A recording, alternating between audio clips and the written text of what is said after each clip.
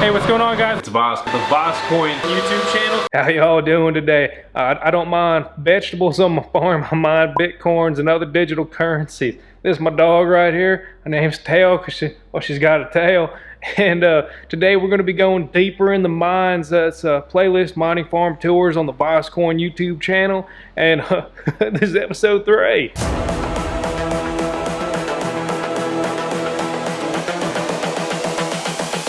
This is the future. Human error.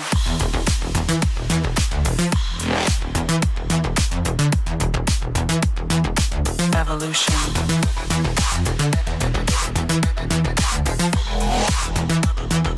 This is the future.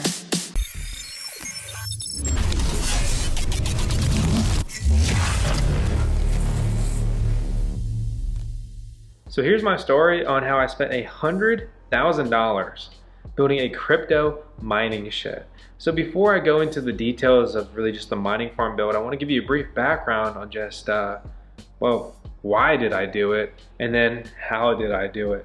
So long story short, I got into cryptocurrency, or I found out about it, I'm looking into it, and I heard about it several years before, but I just didn't believe in Bitcoin. I thought they'd shut it down, whatever. Fast forward, I see Ethereum smart contracts, and it's relatively new. I'm like, this could be a cool opportunity to get in on something, building upon the cryptocurrency and trying to be an earlier adopter of the technology. I thought that I was a little bit too late for Bitcoin. Little did I know buying Bitcoin at $1,000 in retrospect was a great, financial and buying opportunity at that time, and still to this day. Instead of buying Ethereum, I wanted to mine it because I wanted to have something tangible instead of just this digital currency. At least I was mining this digital currency, right?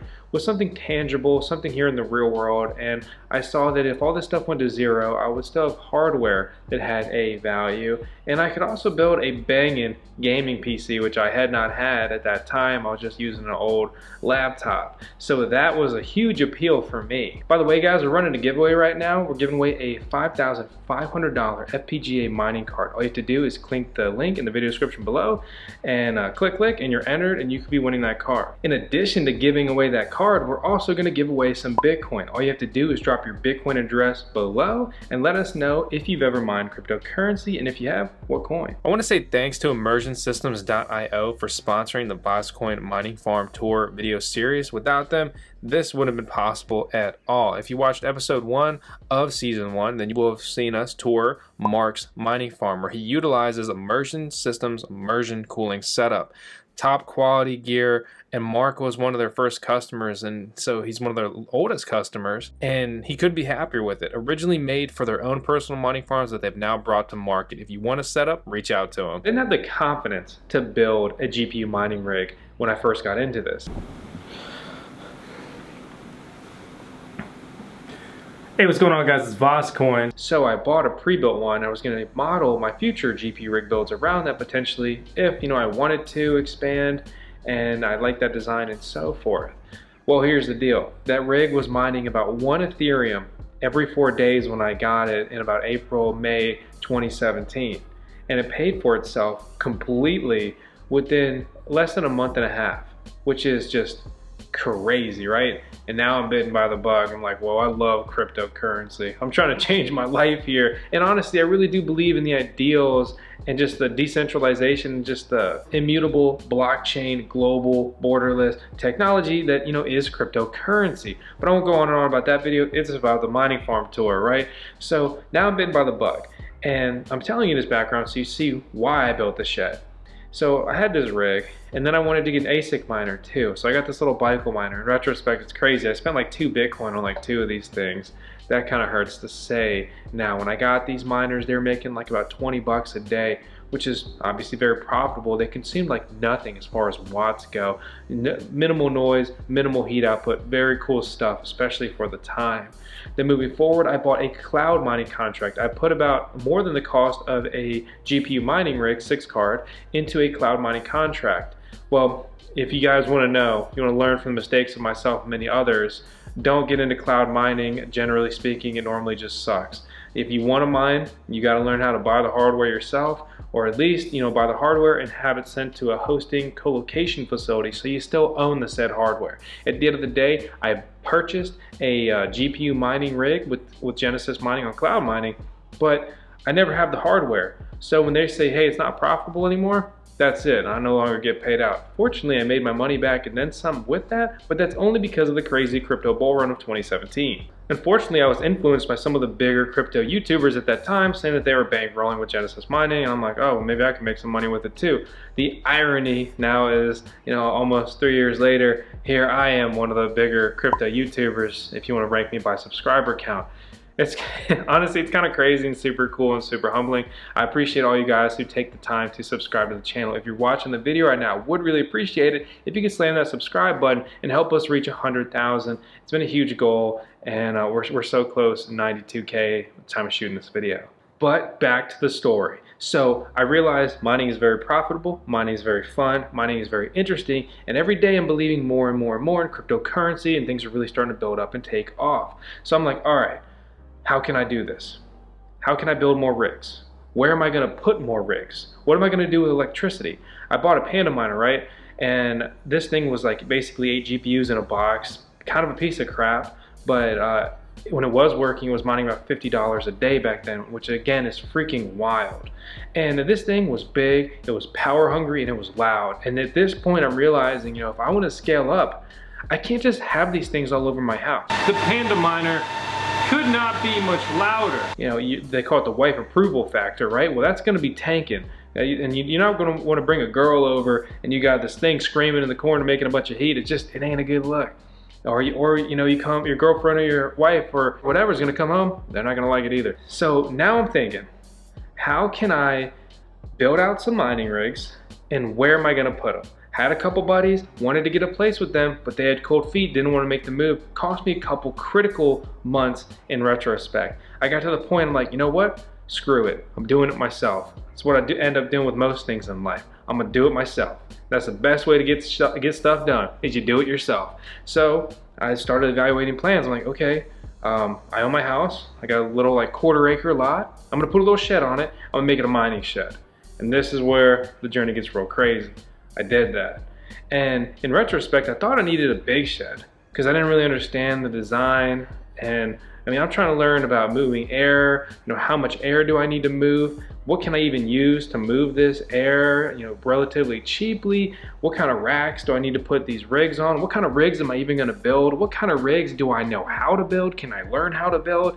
At this time, we started building the Trio mining rigs. What was really cool about these is they're riserless. A PCIe riser is this little thing. It's prone to failing. With the bad SATA connections, they catch on fire. Real intimidating in the beginning, and still not the nicest thing. So enter the Trio mining rig in the phrase I said so many times in 2017. A Trio mining rig is a 1080 Ti, a 1080 Ti, and a 1070 Mini, all put on the board right next to each other. And the 1080 Ti's are long enough that they can breathe, and then the 1070 Mini gives room for the middle GPU to breathe. And these are what those designs look like. And it was something simple, I understood, and I could build them for about $2,000 or less, all in on the parts. And this is what I really built my initial mining operation around. As you can see here, it expanded in a crazy way after that. But initially, I peaked at about 22 Trio mining rigs.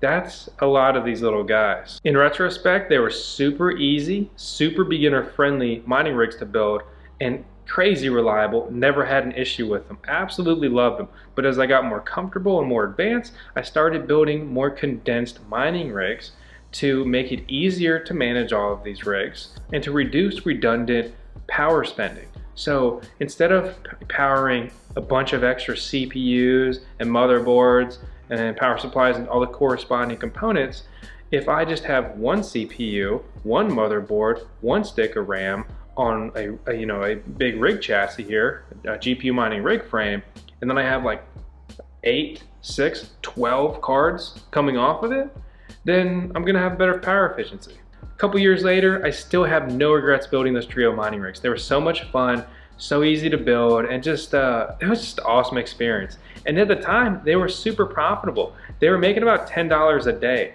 So I didn't even realize it too much at the time, but I've got 22 of these making about 10 bucks a day. Plus I've got my gaming rig going. I put two 1080 Ti's in there, and 1080 Ti's, Nvidia 1080 Ti graphics cards, these were king at the time that I was really building this stuff out. Like, you talk about the best graphics card, it's pretty much this.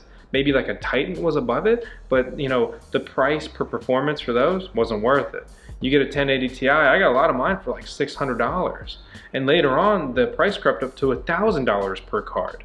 So what's crazy at this point is I've got over $30,000 just into 1080 Ti graphics cards. You add up all my other mining gear and graphics cards, I've got well over $50,000 just in mining hardware, and this is just within a couple months of getting my shed up.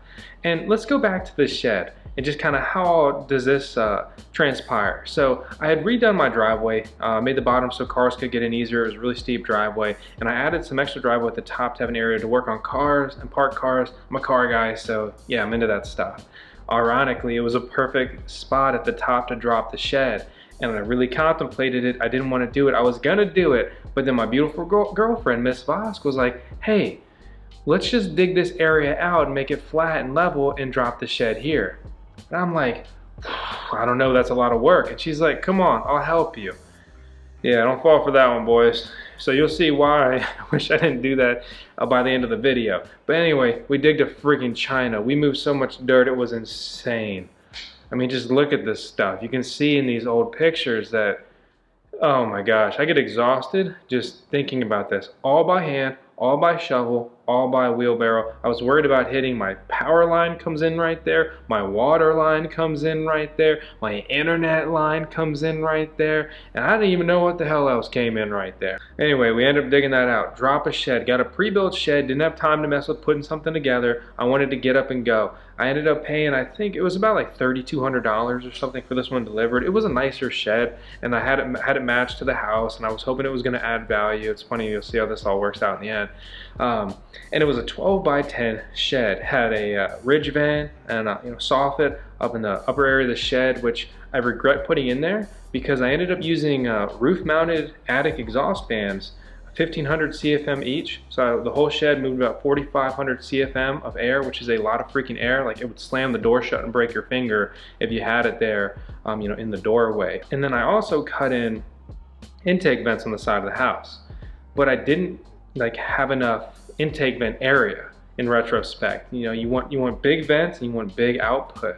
If you don't have that, it's almost like trying to suck a bunch of air through a straw. Like, it's just not enough. Electric was really daunting in the beginning. I ended up running 240 volt into the shed, 100 amps, and you can only use about 80% of your electric in 24/7 use to be safe. So you actually get about 80 amps effectively you can use. And 80 amps basically totals up to like 30 or so mining rigs depending what you're running. And again, I didn't know exactly what I would need or not need, so I got just two big shelves and started throwing stuff on them. You quickly see I just spaced the trios out, and I kind of built this with the trios in mind. I had a rig here, about 3 rigs per shelf, and then I had a couple ASIC miners, Antminers. I had the Antminer L3 Plus, which when I got that, it was mining almost a whole Litecoin a day. It was about 0.77 Litecoin a day, which at that time equated to, I can't remember, like 20, 30 bucks. And then I also got the Antminer D3 a couple months later, which is another application-specific integrated circuit miner, ASIC miner by Bitmain. And when I got it, it was mining about $120 a day, and it was super profitable for a month, like crazy profitable. And these things were selling, originally they sold for like $1,200, $1,500 bucks, and they were getting marked up to $3 grand. 4,500 bucks. I think some people were paying like $6 grand for these miners. And then Bitmain made a freaking ton of them, dumped them all on the market, and profits on these things went from like 100 bucks a day to like $1 a day in a pretty short period. And the coin was still doing excellent in price. So this is a scenario where in mining, they dumped a bunch of shovels on all the gold miners, and everyone ends up mining, and there's just not enough gold to go around. So now we're heading into the winter of 2017, and things are like really amping up. I'm expanding more and more and more. I bought more 1080 Ti's. I ended up buying like 12 more. I bought some more like ASIC mining rigs. I had like an Antminer A3, I had an Antminer S9. tons of GPUs. I had 1080 Ti's, I had 470s, I had 480s, I had 570s, I had 1070 rigs, 1070 Ti's came out and they were super efficient. And you know, I'm mining like any freaking coin I can get my hands on. I'm mining Zcash, I'm mining Ethereum, I'm mining Bitcoin, I'm mining Coin, I'm mining Dash, I'm mining all these like some smaller coins that I was hoping was like they're really gonna explode. Like if you look at my old stuff, I talked about Zencash a lot, which later rebranded to Horizon, and I had really high hopes for them. Long story short, I think they completely lost their way, and I was just really disappointed that they kind of became a corporate coin and abandoned their GPU mining community, moved to ASIC mining, and they just don't have that grassroots feel like they used to. So it was a huge bummer. I'm not trying to, you know, shit talk them a bunch here, but it's something like some people ask me once in a while. It's like, hey, how come you never talk about them anymore?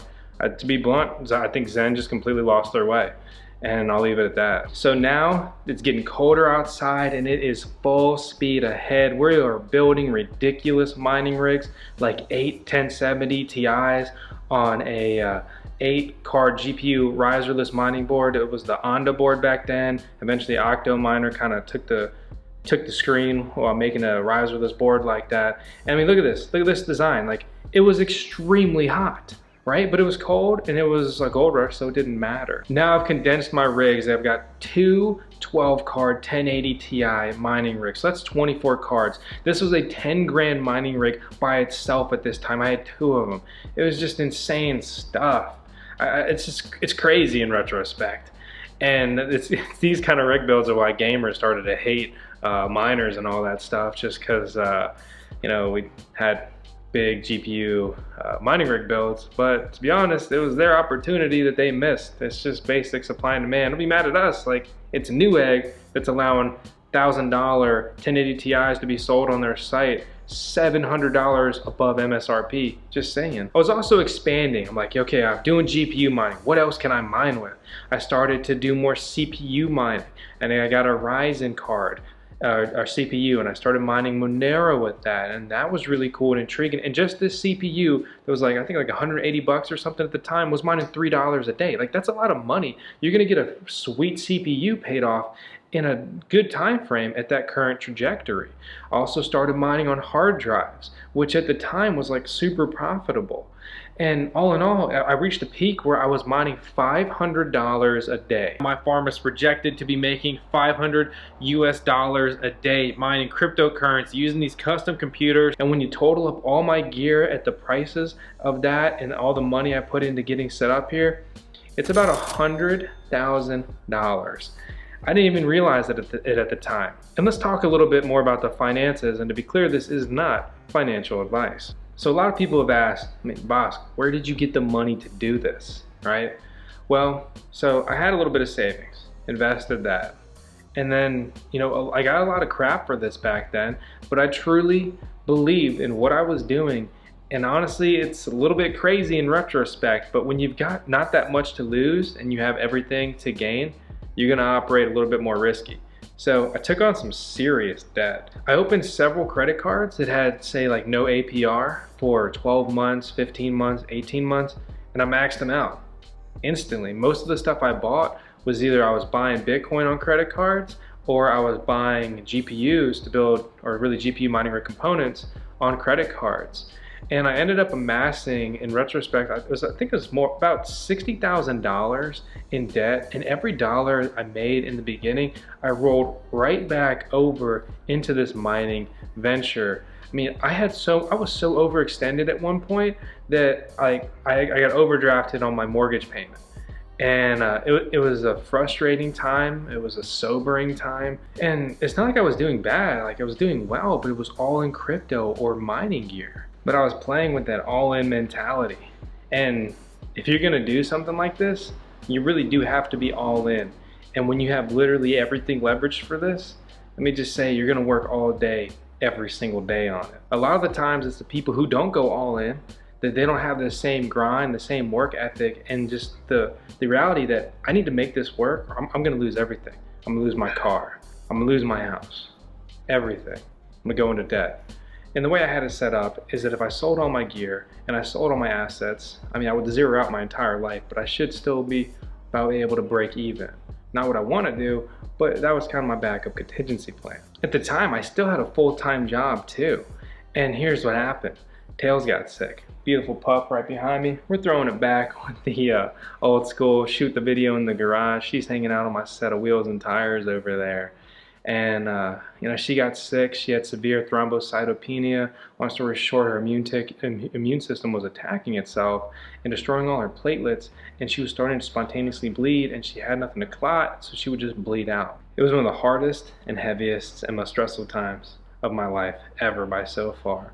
Fortunately, as you can see, things worked out, and the beautiful pup is still right here. Tails still kicking, and we still have fun, and we played with the host just a couple of days ago, and I couldn't be happier that she was able to make a full recovery. But I ended up losing my job because of that, and I was working on my YouTube channel as I just wanted to document stuff. I asked questions online in the beginning. People were total dicks to me, like, why would you do that? Don't do that, that's dumb, or they weren't helpful. And I was just like, I want to make some basic videos, simple videos that are helpful to people who don't know anything. Like, I got into this, I couldn't build a computer. I mean, I like tech stuff, but couldn't put a computer together. And I wanted to make a video to show someone who has no idea how to build a computer, how to put one together. Like, I even showed my dad how to build mining rigs. And my dad's my man, but he ain't that tech savvy. And then he ended up getting a couple rigs, which was super cool to see. Hey, how you doing? This is my little mining garden. I don't actually have a farm, so I call mine a garden.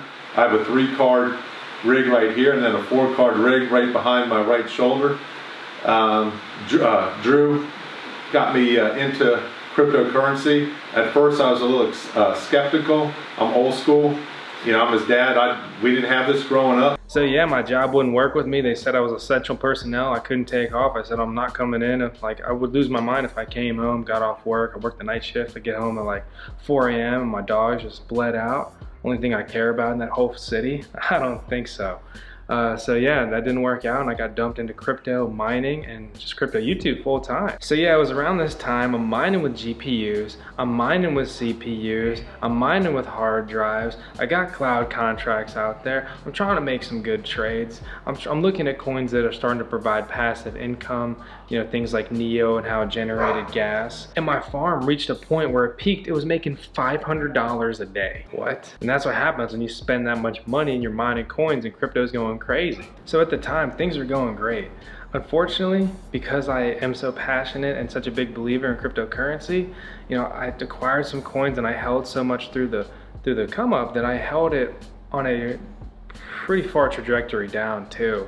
And a lot of gains I never really got to realize.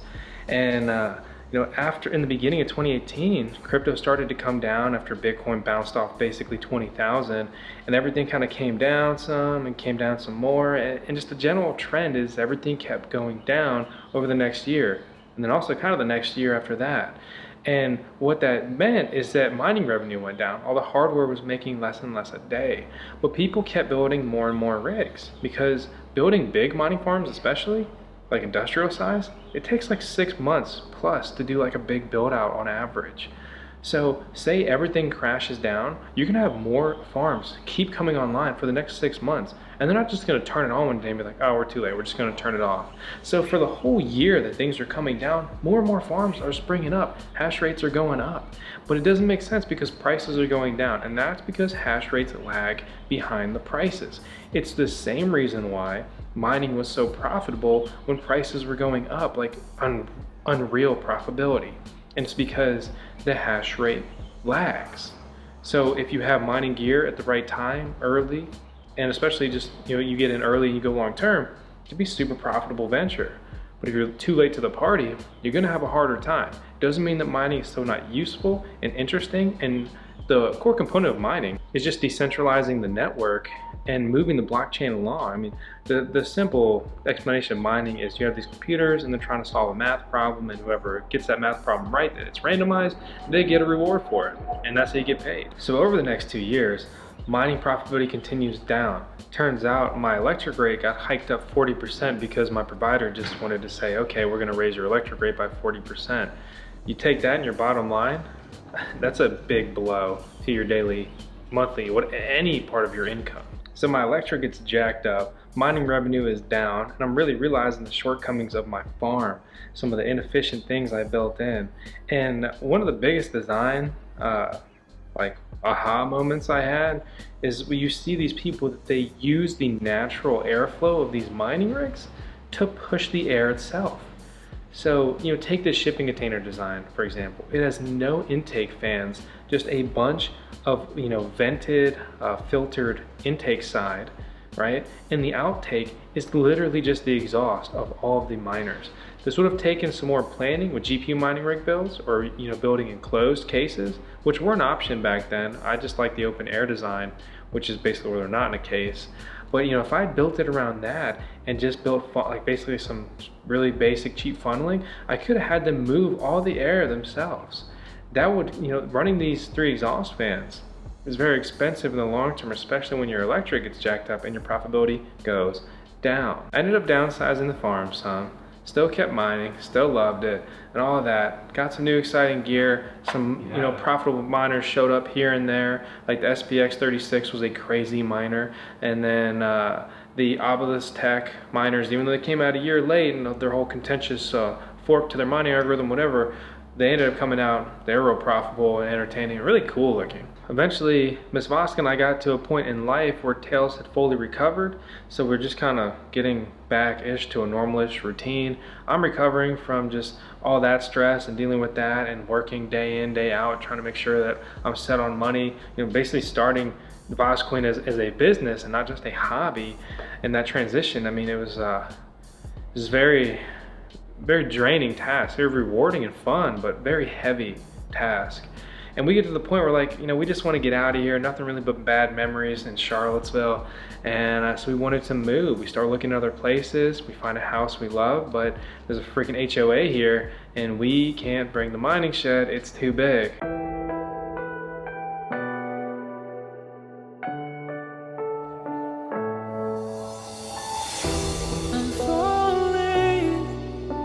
Tell me why I'm falling. Oh, life's calling, but it's hard because I'm falling. I'm falling. Tell me why I'm falling. Oh, life's calling, but it's hard because I'm falling. Last year really sucked. I mean, some literally blood, sweat, and tears in that shed, right? I ended up giving it to my dad, or technically bought it real cheap. But so the shed's at his house, and it's, we cut the cord. That was a bad feeling when we were cutting that electric line, but everything's still there, set up and fully functional. Literally all we would need to do is just run internet and connect electric back to it, and we could turn that thing back on. And so if the mining market ever goes crazy again, the shed will be making a comeback. But currently, we now just mine out of our house. I made some modifications to my garage here.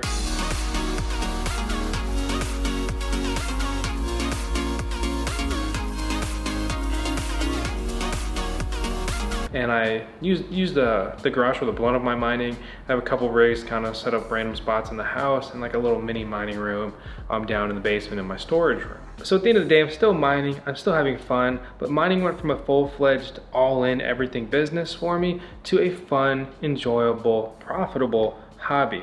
It's not like where you just turn anything on and you make crazy money anymore. You gotta look at more speculative coins if you want to potentially make bigger gains. You gotta be conscious of, how much electric are you spending? For example, it needs to be pretty profitable mining for me to also run this AC unit I have here in my garage, because I didn't want to cut a bunch of exhaust vents and holes in here. But if I can use, say, in the winter, I use all this passive heat to warm the house, so I'm offsetting my cost. I'm saving there. I'm consuming this passive heat. It's less work than my home heater has to do. So there's a lot of benefits to mining, and it's really evolved for everyone in a lot of ways over the last couple of years, and especially for me. And it's been an awesome journey, and I'm really excited to just see how things progress further. At the end of the day, I'm itching to build out a big crazy farm again, but there's a lot of big industrial farms that you have to compete with nowadays, and you have to have competitive electric rates. We go to these big farms and we tour them. I mean, that's what this whole Deeper in the Mine series is about. if you don't have a good electric rate, if you think you can just do this with a cool design and you're paying like 10, 12, 15 cents per kilowatt hour, you ain't gonna last. So all in all, in retrospect, I learned so much. I would do so many things different, but there's one thing I wouldn't do different. So I would definitely still get into cryptocurrency. I would definitely still get into mining, and I would just have refined designs along the way, and also kind of understanding that, you know, it's okay to take profit and when you should probably take profit, and to keep those numbers in your mind. But taking profit doesn't mean that you're just dumping crypto. Like, take that profit, and then when things go down, because everything's cyclical, buy more, increase your holdings. But don't just, you know, sit there and idly hold forever. If this is something you're really into, you pay a lot of attention to, you're passionate about, you're very active in it. But you know, the whole hodling technique is very good if you don't want to pay a lot of attention to it. You just want to buy a couple coins, let them sit here, check back on them a couple years. Cool, that's one strategy. But I do this stuff day in and day out. And I've really realized just some general techniques and strategies that have helped me just have longevity here.